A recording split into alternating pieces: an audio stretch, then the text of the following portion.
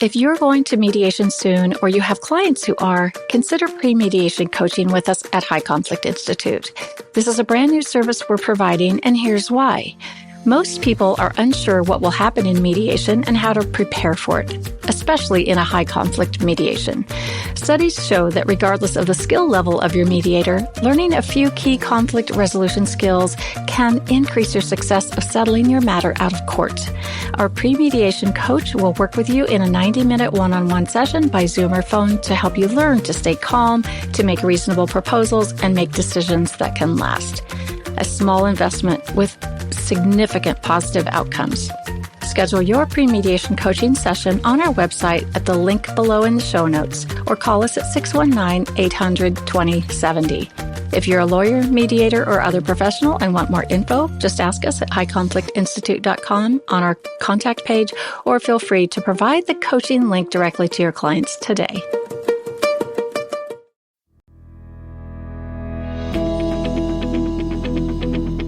Welcome to It's All Your Fault on True Story FM, the one and only podcast dedicated to helping you understand and increase your effectiveness with someone who may have a high conflict personality. I'm Megan Hunter, and I'm here with my co-host, Bill Eddy, along with our special guest today, Doug Noll, who was on our show last week. We'll talk more about that in a minute. Bill and I are the co-founders of the High Conflict Institute in San Diego, California. At HCI, we provide training, consultation, and educational programs to clients all across the world. In today's episode, we are going to continue the conversation with Doug Noll, who is the founder or co-founder of the Prison of Peace Project. If you haven't listened to the first of this two-part series, you'll want to go back and listen to it because it's just fascinating, and you'll get to hear the rest on today's episode. But first, a couple of notes. If you have a question about a high conflict situation, send it to podcast@highconflictinstitute.com or on our website at highconflictinstitute.com/podcast, where you'll also find the show notes and links. And please give us a rate or review and tell your friends, colleagues, or family about us, especially if they're dealing with a high conflict situation. We're very grateful. Now I'd like to welcome back Doug Noll, co-founder of the Prison of Peace Project. And we are ready to just dive right in. So welcome back, Doug. One of the things I want to just ask about for a couple minutes is your focus on skills is so important, that skills can be learned even by people with the kind of history you're talking about. Now, we talk a lot about high conflict personalities, people who blame others a lot, all or nothing thinking, unmanaged emotions, extreme behaviors. And the question is always, can they change or can't they change? And from what you're saying, you've really helped people change. And I wonder if you could say something about, do you think that these changes, it's because of the particulars of your program? Do you think that they really, in many ways, are probably, seen as incorrigible, and yet they can learn skills? Just your thoughts about how people can change and who can change. That some people never change and other people really change for good. Almost every person has the ability to change and grow. Of all the thousands of students that we've taught in Prison of Peace, we've only kicked one person out. And that was after giving him 3 years of opportunity to succeed. And he was an overt maladaptive narcissist, and he just could not learn these materials. There was something really wrong with him. He's functioning. He was a functioning person, but not socially functioning well. I think, based on my experience and my research, we all know our brains are there's a thing known as neuronal plasticity or brain plasticity. It's the ability to change. The brain can literally rewire itself. I've witnessed this happen over and over and over again. I'll just tell you a quick story. How we were for the first 5 weeks at Valley State Prison for Women back in April and May of 2010. We went in, and these women were dark black thorns. They were polite, but they were not disrespectful, but they were suspicious, sullen, shut down human beings. We come in on week 6, and they're laughing and smiling, and instead of black thorns in the room, we have beautiful roses. And what just happened? Well, what happened was they'd been listening long enough and affect labeling long enough and listening to emotions long enough to get in touch with their own humanity. And it only took them 6 weeks to make that transformation. We thought that was pretty amazing. Well, it turned out that with every cohort that we taught, whether men or women, it was that 5 to 6 week period where the stuff started sinking in, and we began to see the major transformations in the personalities of the people we're working with. It's just because we take the time to teach them. We're all about the how. We don't tell them what to do. We tell them how to do it. And we work with them and practice with them and role play with them until they get the how done. And then we tell them, go out and practice this.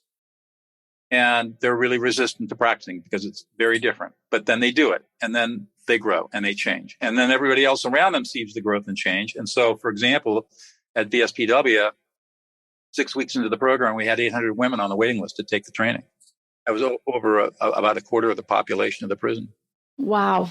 It's a really strong argument for intensive training in skills, in social skills, and that what we do doesn't have an environment that necessarily reinforces from learning skills from each other, which seems like an important ingredient. But also it seems, when I think of us, conflict divorces or workplace coaching, that it's a lack of intensity that may make it really hard for some people to learn. But also, to me, this is so encouraging because people just tell people, stop doing what you're doing and do it different. It's like an alcoholic, just say no, Yeah, that doesn't work. Intensive training can work.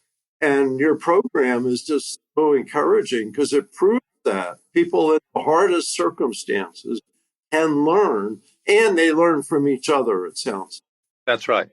The state published a study years ago that showed that for every dollar invested in good rehabilitation programs, the state saves $1,000. Oh, yeah. And yet the legislature, less than 1% of the total budget of the State Department of Rehabilitation, corrections and rehabilitation is devoted to rehabilitation, less than 1%. Not surprising. I'm wondering too about the if some of the success comes from just having someone pay attention. Yeah, I think that's true. One thing we have learned, and this is something we have to imbue in all our trainers, is that you have to show up. What our students, incarcerated students, really appreciated was for many of them, we were the first people that we did exactly what we said we were going to do. And we always showed up. The only time we wouldn't show up is if we were sick, because we're not going to take illness into the prison. But one of us was always there. In fact, there were times when we would show up and the yard would be locked down for one reason or another. And nobody bothered to call us. We'd drive 2 hours to a prison. Oh, you can't get in today. It's locked down because we're giving everybody flu shots. Well, how long was that scheduled? That was scheduled 2 weeks ago, and nobody bothered to call us? No, we're sorry. Run in your car and drive home. That happens. But we got word in to the guys that, hey, we're outside. We can't get in because of the lockdown, but just want you to let you know we're here. And when they hear that, we go the extra mile to be there for them. Yeah. That builds a lot of trust. And they know we believe in them. And that gives them hope. Yeah. And I mean, how fascinating to think that, some of these folks are going to get out at some point and they're going to be parenting children. Most of them will get out, and many of them do have children. Yep. I need to share a story. Great. So one of the first women we taught was quite young. Eventually, she got out. She turned out to be a great leader, but she got out, got married, has 2 kids. I think they're 5 and 6 years old now. And Laurel is like her second mother. And one day she called Laurel and said, Laurel, can my husband bring the kids over? And can they be with you for the day? I just need time by myself. And Laurel, of course, was thrilled and said, yeah, absolutely. Well, what Laurel reported to me was when the kids were playing in her backyard, they were all affect labeling each other. 5 and 6 years old, you're angry, you're mad. And she told me that story, and we both just started beaming. That's what we wanted to happen. Anna took the skills that we taught her, developed them, and now she's passing it on to her children. Yes, that my point exactly. This is the real deal. The ripple effect. It just goes on and on and on, and it's just, when Bill and I started High Conflict Institute together way back in 2008, he came up with the slogan, let's give people a chance to change. Right. And that's what this program does, and it's successful, and it's the right formula. Right. It works. It works. It's exciting because, you probably don't know this about me, Doug, and Bill's probably tired of hearing me talk about it, but I like to pretend that I have a PhD in reality television. I talk about it on a lot of episodes. I don't watch so much anymore, but I've watched a lot, and you see the trauma. You see, across all of the different shows, whether they're, Real Housewives, living, in the highest income areas and having the luxury lifestyle, to the shows where they do go into the prisons, and you see there's this trauma behind it and this lack of skills. And I recall watching the show, I think it's 60 Days In, where undercover people go into jails and kind of pretend to live this other life. And it's just really fascinating to get this peek into how inmates are treated, I guess. And there are probably some who think, well, they deserve it, that they're there and, and all that. But why not give them a chance to change? I tell my more conservative friends that, we spend more money in California prisons than we spend on the entire university system. Yeah. Wow. I said, is that really the best use of our taxpayer dollars? What if we could think through what our criminal justice system is really all about, and instead of getting into a retribution mode, get into a transformation mode? Because the people that go through the retributive system, which is our court system, I tell people, murders are not born; they're bred. Yeah. And we can't fix it all, but we can fix a lot of it. And that kind of falls on deaf ears, because you don't get elected to being dog catcher of Clovis, California, unless you have a endorsement by the Deputy Sheriff's Association, right? Even though dog catching has nothing to do with the criminal justice system.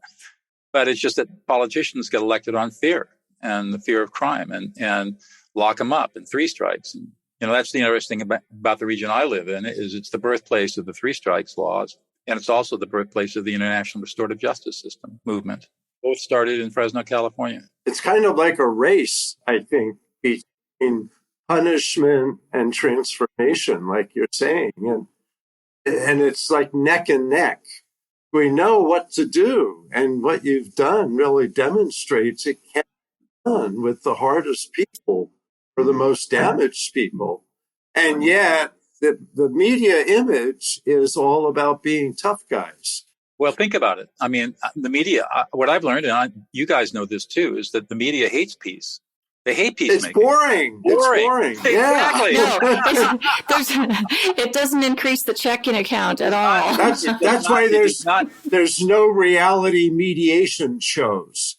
Right. Mediation kills conflict. There was one, but it didn't last 2 seasons. And because mediation and peacemaking and resolving conflict is private, slow, and very boring to watch. There's not and the idea is to keep the drama out of it. Yeah. Right? And it works. And it works. And if it works, then where's the show? Right. And so the media has no interest. We have turned down dozens of requests from Oprah producers to do something on Prison of Peace. And we're not going to do it because they're going to exploit it. And we don't want that exploitation. And I applaud you for that, because I firmly believe it will grow without Oprah, for being on Oprah. I mean, it will. Yeah. I'd rather have it grow organically and people learning about it than otherwise. And we know this is thing. Our worry is it's going to grow too fast over the next couple of years. Right. We don't have the infrastructure to support it, because it's a small nonprofit. So yeah. Oh, you're going to have to get together with some business schools and get some interns. And we need money probably more than anything else. Yeah, and a grant writer. Yeah, for sure. But I think we're working on our how we're going to do this, our business model for doing this. So we'll figure it out. Yeah, those are just another problem to be solved, and I'm sure it'll be solved really well. It's a good problem. But to Bill's point, and to your point, Megan, we can train people. I don't care how incorrigible they are. If they want to learn, here's the key. They got to be motivated.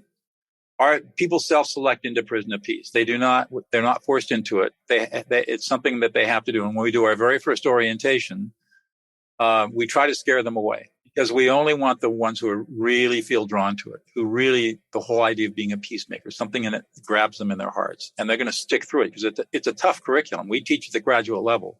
We don't coddle, and we're very strict about homework, and people cheat, and we don't accept that. And they copy work. We don't accept that. We watch what we see it.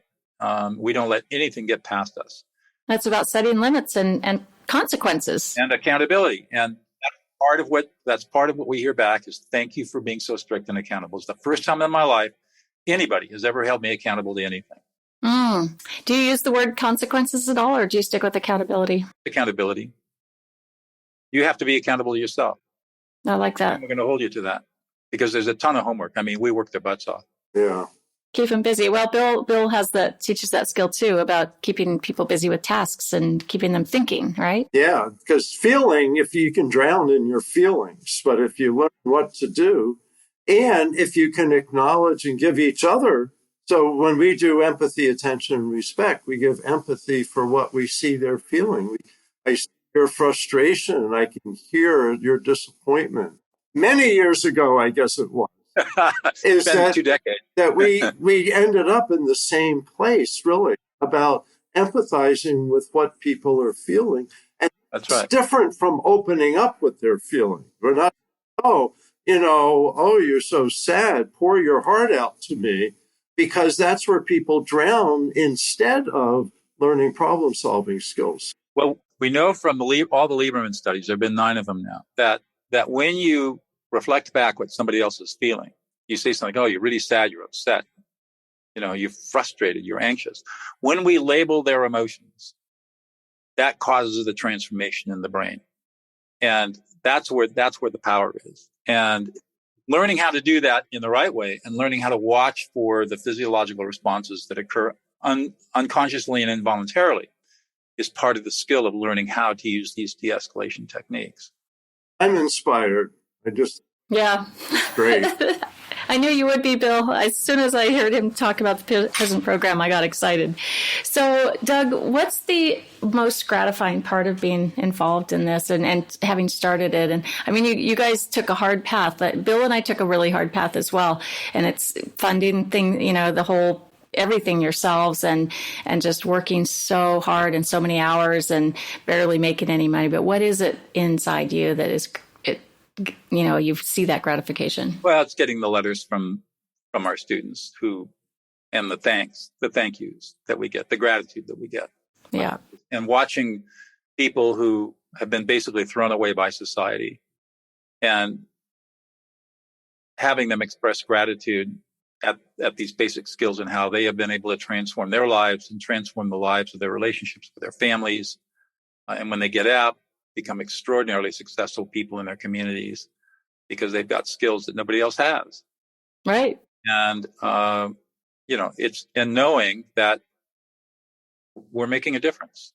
Absolutely. It's, it's fantastic. So kind of, switching a little even further into you and your work, what drew you to this profession of peacemaking? And I know there's got to be a story here. Yeah, well, okay. I'll try to keep this as quick as I can, but it spans 4, almost 5 decades. So as I said before, I grew up in San Marino. I was born in San Marino. But unfortunately, I was born with a lot of disabilities. I was born partially blind, 2 club feet, partially deaf, left-handed, bad teeth, a lot of problems. I turned 72 tomorrow.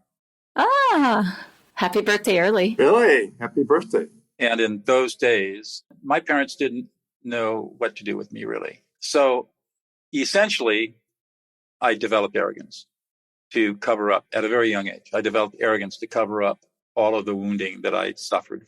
Of course you did. But the other thing that happened was that I obviously have a very sharp mind. And so I was smart, arrogant and smart. Ugh. And then in the 4th grade, finally somebody had the good sense to test my eyes. Took them that long and found out that my vision was 2400. And so they gave me Coke glasses, right? Coke bottle lenses. And big right. Nerd glasses before it was cool. It was a buzzkill for the girls. My social life growing up was horrible. But I jumped 2 grade levels in one summer. And ultimately, I was I applied to and was accepted to Dartmouth College, studied English literature, graduated with honors, did well with distinction in English, and came back to California. In those days, if you didn't go to med school, you went to law school. So I went to law school. And without really knowing whether I wanted to be a lawyer or not, I did well in law school, clerked for a judge for a year, and then ended up in private practice. And I joined my firm in September of 78, tried my first jury trial in November of 78. And my second jury trial was a defense of a $36 million securities fraud case in San Diego in federal court. That's how my trial career started. I did that for the next 22 years. In the 80s, I picked up, and this is where the shift occurred. I started studying martial arts when I was 34, 35 years old, and eventually was awarded my second degree black belt. And at that time, my teacher told me to go start studying Tai Chi. And Tai Chi has two really interesting paradoxes. This is in 1990, so I just turned 40.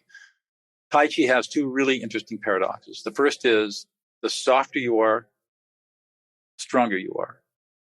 The more vulnerable you are, the more powerful you are.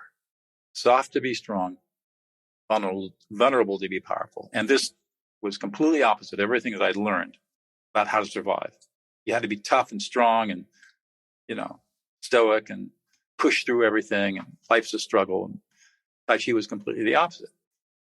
So as I studied Tai Chi and began to understand it and began teaching Tai Chi, I assimilated these paradoxes until one day I was in a courtroom and I cross-examining somebody, and I thought to myself, what the heck am I doing in here?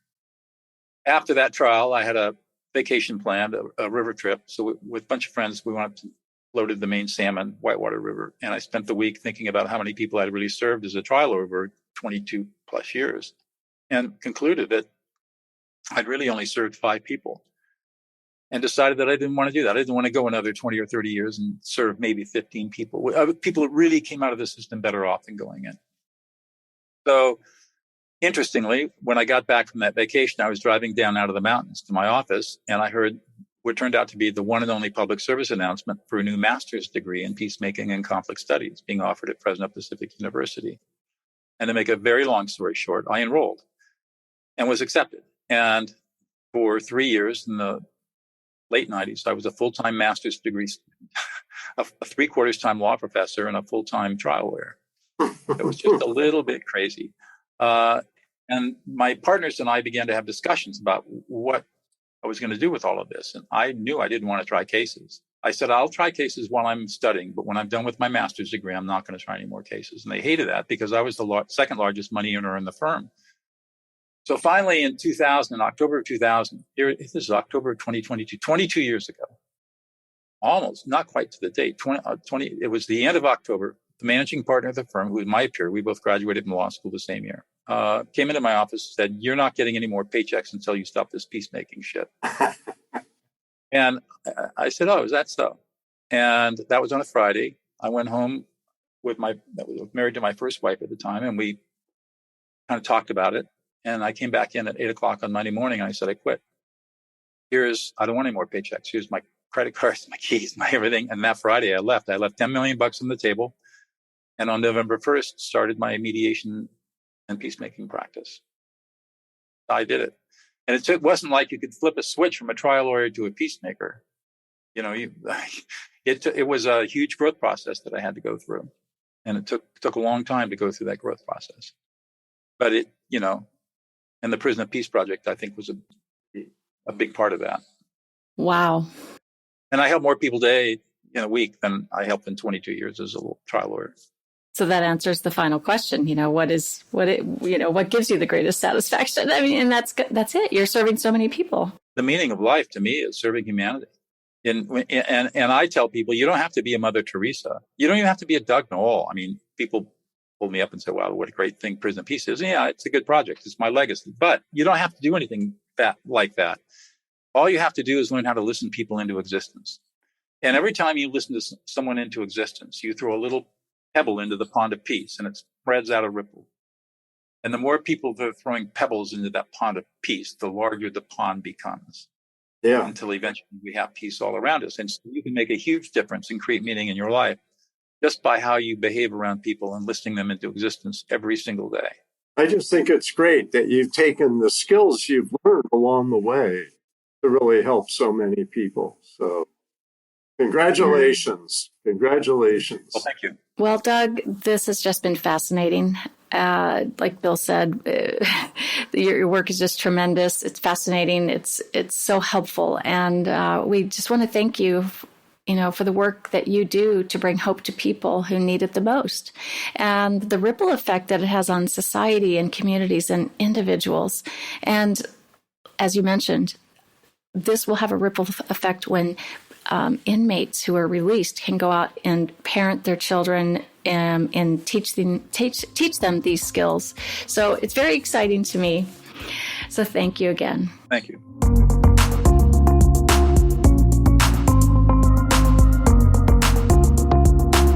You'll find a link to the show notes to Doug's website and Prison of Peace in those show notes, and also links to his books will be there as well. So we are very grateful to have had Doug with us, and next week we'll be talking more high conflict. In the meantime, please send your questions to podcast@highconflictinstitute.com or submit them to highconflictinstitute.com/podcast. And please tell all your friends about us, and we'd be grateful if you'd leave a review wherever you listen to our podcast. Until next week, have a great week and keep learning about high conflict behavior and practice all the skills so you can help everyone find the missing piece. It's All Your Fault is a production of True Story FM. Engineering by Andy Nelson. Music by Wolf Samuels, John Coggins, and Ziv Moran. Find the show notes, and transcripts at truestory.fm or highconflictinstitute.com/podcast. If your podcast app allows ratings and reviews, please consider doing that for our show.